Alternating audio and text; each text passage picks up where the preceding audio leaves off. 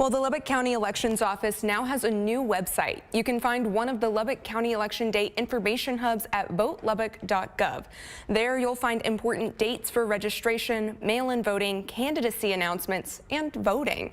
The nearest date you need to worry about is for citywide and school board elections. People can start filing to run for a seat on Wednesday. It will continue through the 13th. Several candidates have declared they would be running for office. On your ballot, you can expect to see candidates for Districts 1, 3, and 5 on the Lubbock City Council, as well as the city's mayor. District 3 Councilman David Glasheen says he is stepping down. District 5 Councilwoman Dr. Jennifer Wilson has declared she's seeking another term, and District 1 Councilwoman Christy Martinez Garcia has not said what her intentions are this election cycle.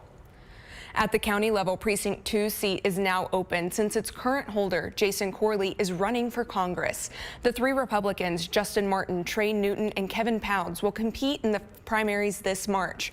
Whoever wins that race will join Democrat Karen Hodges on the November ballot to represent Southeast Lubbock County. Three men are running to lead Northwest Lubbock County.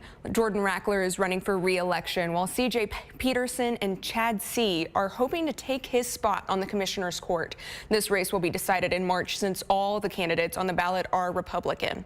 Lubbock County voters will also decide their county judge in March. Republican Curtis Parrish is running as the incumbent for the seat. He faces Republican Wesley Hook for the spot. At the state level, Lubbock Representative and Texas House Speaker Dustin Burrows is facing Democrat Malik Williams for his spot in Austin.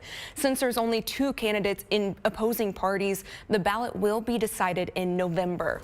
His Lubbock colleague, Representative Carl Tepper, is also running as the incumbent for his seat in the Texas legislature.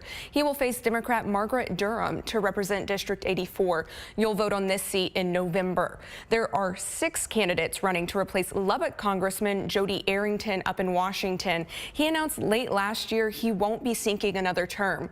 The crowded Republican primary will include Jason Corley, Abraham Enriquez, Tom Sell, Donald May, and Matt Smith. Whoever wins in the March contest will face the lone Democrat Kyle Rabel in the November general election.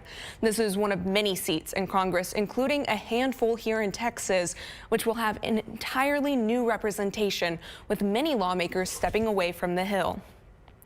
All of this election information, including the dates, deadlines, and locations, is on the Lubbock County website and at kcbd.com. Again, that county website is now votelubbock.gov. We'll continue our Decision 2026 coverage through the midterms in November.